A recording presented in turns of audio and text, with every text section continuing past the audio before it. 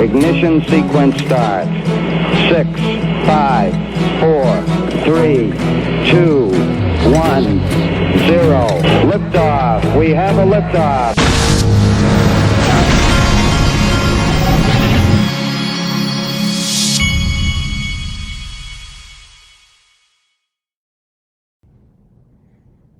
Hey everybody, this is the Digital Asset Investor, and according to Michael Branch, looks like $114.5 billion in U.S. Treasuries has been dumped by China and the new BRICS member Saudi Arabia.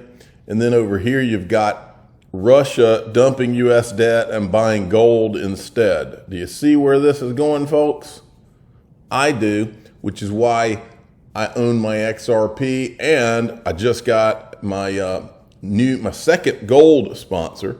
Glint is for my gold to be in a Glint account, so I have my debit MasterCard, and then I've got Miles Franklin for physical gold. It's the ultimate 1-2 punch. If you, I just bought one of those 1 ounce gold buffaloes this week. And I'm going to try to put myself on some kind of consistent program to buy gold. If you want to do the same, here's Miles Franklin Precious Metals. Use code DAI Gold, info@milesfranklin.com, and there's their phone number, 952-929-7006. Links in the top of the description. Michael Branch decided that he wanted to step on the toes of the crypto cancel culture today. Not a good idea, very dangerous, Michael, but I'm here with you. I'm here to support you. And what he did, here's his offense. You could be put in crypto Twitter cancel culture jail for typing these kind of things or saying them. He said the limited supply of XRP tokens may be sufficient for handling global transactions at low prices, giving weight to $10,000 price plus price prediction. The 10,000 plus XRP scenario is based on its foundational purpose and isn't merely speculative. This of course, always comes up, the article written by Mark Phillips, who is legendary for writing the article about $10,000 XRP being designed for $10,000. Go Google that if you want some fun reading this weekend. So Mark Phillips and Michael, they're on dangerous territory there, but that's okay. I like people who say what they think. Now, I showed this briefly in my video yesterday, but I was going to go over it because I think it's important right now. Some would think, now, if any influencers out there ever spoke these words without hearing them first from Ripple, then you would be accused of hype, and the crypto police would come out with their sirens, and they might try to put you in Twitter jail or cancel you. But these things were said by Ripple, and the reason that I even started this channel is that I always thought that there was something different about digital assets, and specifically something different about Ripple and what they had going on. And I still to this day think the same thing. The only thing that's changed is we went through a 3-year lawsuit. These are some of the things they said. Some of these are not quotes, but they said them pretty much. XRP could help in a systemic risk situation in another financial crisis. XRP will be like a supranational currency, similar to the Swiss franc. Chris Larson said that. Ripple has a simple goal of making XRP a world reserve digital currency. Creator's goal was, Brad Garlinghouse said that the creator's goal was for XRP to be a world reserve currency. Ripple, XRP goal to have liquidity of a G10 currency. That was said by Miguel Valles on Twitter. Ripple is in fact replacing SWIFT. That's what Brad Garlinghouse said. Then, of course, there was Brad Garlinghouse on stage with Ross Leckow from the IMF, at the time the general counsel of the IMF, and he sat there and was joking around about whether or not digital assets would be used by the IMF. Okay? But it always struck me how comfortable he was joking around with that on stage. Now, many would say, oh, that's just old information, and it's different now. No, it's not different now. and I can prove it. Here's David Schwartz right here. This is from August 11th, 2023.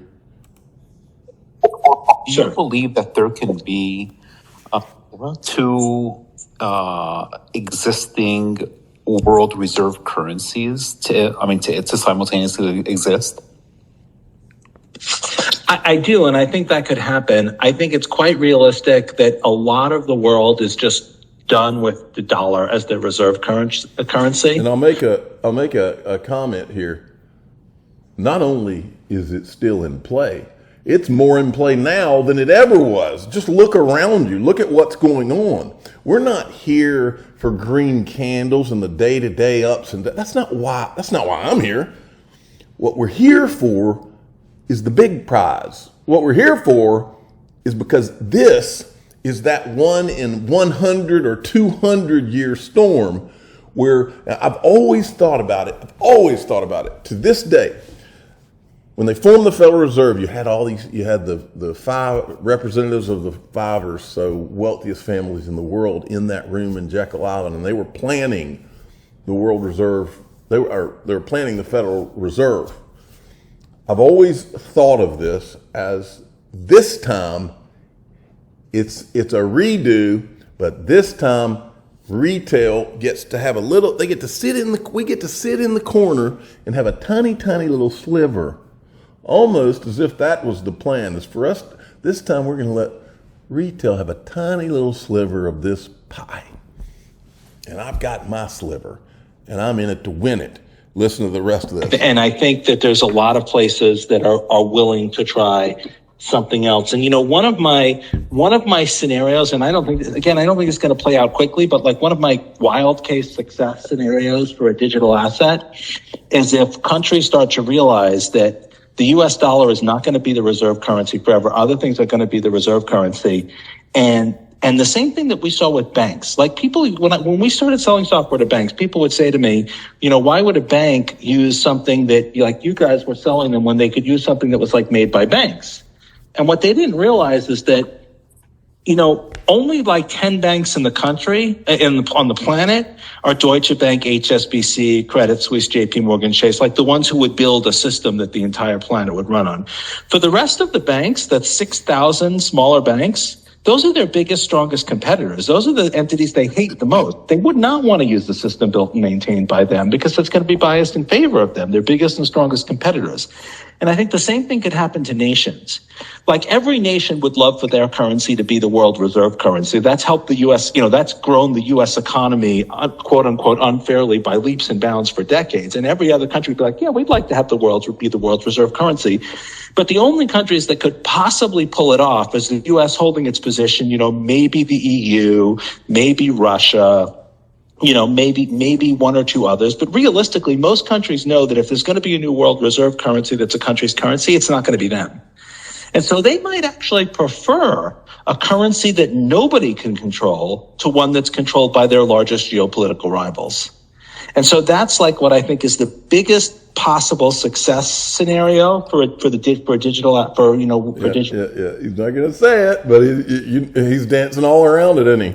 So if these countries are like, okay, well, the US dollar can't hold on forever, but it's not going to be our currency because no one's going to want to repeat the US dollar. Nobody but the EU wants the EU to replace the dollar, right? Nobody but Russia wants the ruble to replace the dollar. Nobody but China wants the yuan to replace the dollar. So maybe they could settle on a currency that nobody could control rather than one controlled by their most powerful geopolitical rival. So if you want a success scenario, that's the one that I think is the most likely. But the money question is, how do you get everybody to agree? Well, I mean, they might agree if the alternative is that their geopolitical rivals force some new replacement for the dollar that's not, if they just replace, the old boss with a new boss. If the choice is no boss, if that happens to make a bunch of cryptocurrency people rich, I don't think they're going to see that as too much of a minus. That's good. It was great talking to you guys. I got one. I've told this story before. I'm going to relay it again because it's so important. When I was in Singapore at Swell in 2019, Brad Combs stood up. There's a video online. You can see it. He asked them in so many words what if they thought this was a former governor of the Bank of India, I believe, Raghuram Rashan, I think is his name, or something like that. Brad Combs literally stood up and asked him if he thought XRP could be like something like the Bancor, like a world reserve currency type situation. And the first thing that's important is when he asked that, nobody laughed. It was the exact opposite.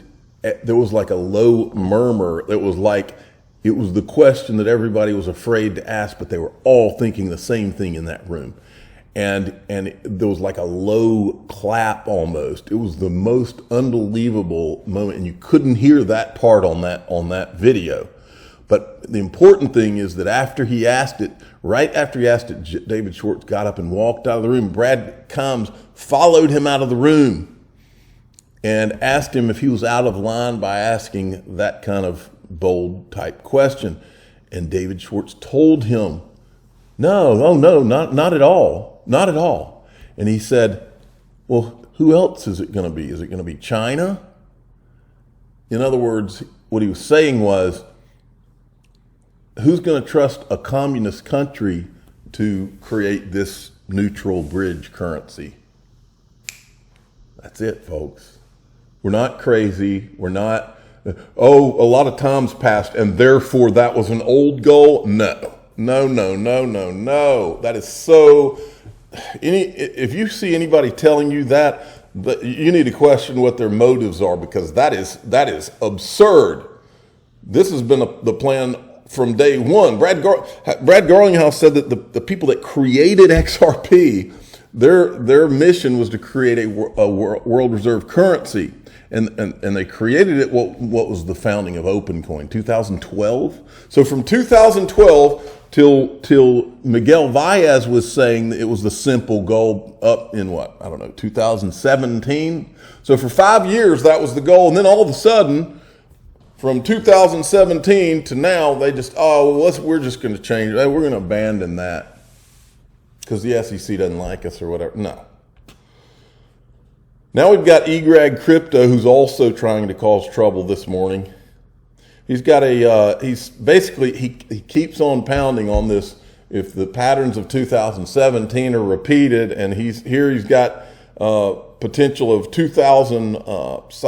He says applying the same rationale to current cycle at a potential measured move of around 2,000%, possibly propelling XRP to 15. But hold on to your seats. In initial part cycle 1, we marveled at 770%. By adopting a similar perspective, we could envisage XRP ascending to approximately $150 or even more. Well, I could put those things on the thumbnail of this video, but I'm not going to. Instead, I'm going to put the $10,000 with sirens, because the crypto police are already awake and doing their patrols, I'm assuming this morning from Michael's tweet. So may as well give them something to do as long as they're on patrol. I'll put the 10,000 with some sirens on there. And here's one of my favorites. And here's another thing that was said. Naveen Gupta, here's one of my favorite. Most optimistic. One could say hypey. If I, on this video, came out and created the following phrase, I would be accused of hype and, he's just trying to hype the price and all this. If I said the following, well, I believe Ripple has a simple, Ripple's either going to put a dent in the universe or they're just going to go away. If I said that, he's hype, blah, blah, blah. No, he said it. He said that Ripple was either going to put a dent in the universe or go away. And guess what? Even through an SEC lawsuit, they have not gone away. That only leaves option number 2. Here's what he said in this recent video from Wheezy. The second thing happens on the transfer of value side. And here it's important to understand that banks have used something called as Nostro account. The easiest way to think about it would be working capital for banks. So exactly the same scenario. Let's assume Bank A, whose customer are in currency, let's say GBP, when they want to send money into Philippines peso, what they would do is they would park very large sum of money. So let's assume they would park on a Friday evening, $5 million equivalent in Philippines peso, which is essentially kept with the Bank B. And then when Arjun walks in, gives his 1,000 GBP, then that gets debited and the Philippines peso account gets credited. And these keeps happening with hundreds of transactions till that $5 million equivalent gets exhausted. Now, people ask me all the time, why are cross-border remittances so expensive? They are very expensive because somebody's bearing the capital cost of this $5 million equivalent. Somebody's bearing the depreciation risk of this $5 million equivalent, and somebody's waiting for the customers to come in one by one, so that this amount slowly gets depleted, right? And I think you already know this, that cross-border payments sometimes can be between 2 to 7% of the principal value. That means if you're sending $200, $14 will be taken away between these costs. And the biggest cost is liquidity cost. In the case of using ODL, on-demand liquidity, the solution that's started by Ripple, there is zero Nostro account balances that are required. So exactly what is going to happen is GBP in real time will get converted to XRP. XRP within 2 seconds will travel to Philippines, and in Philippines, it'll get converted to Philippines peso and the payout will happen. And this can happen throughout the day. So there's no need to create a No need to create Nostro accounts. It happens 24/7, real time, with real time rates on both the sides. The execution is very fast. There is almost nil friction, and there is zero working capital that is required. That means all this cost, which was inherent in the parallel system, can now go back to the customers, and then we can all essentially enjoy much cheaper, faster, and more efficient remittances. There we go. Now, also, we've got Apex is coming up in Amsterdam. Went to Amsterdam when I was a young man, around college days. We used to get these real cheap flights in the wintertime. We would always go and travel in the wintertime, and you could have I can remember at least once or twice being in like Europe and flying in like on Christmas Eve because the flights were so cheap around that time. We would fly in on Christmas Eve and buy Christmas presents in those little shops on the way home. So the Christmas presents weren't great, but I learned a lot by going through traveling Europe. Where's Joseph Lubin? I was thinking this the other day. Where is Joseph Lubin? We haven't seen anything out of him recently. Keep your eyes open. I'm the digital asset investor. I'm not an investment advisor. This is for entertainment purposes only. Please subscribe, hit the like button, and ask your friends and family, where is Joseph Lubin? Thanks for listening.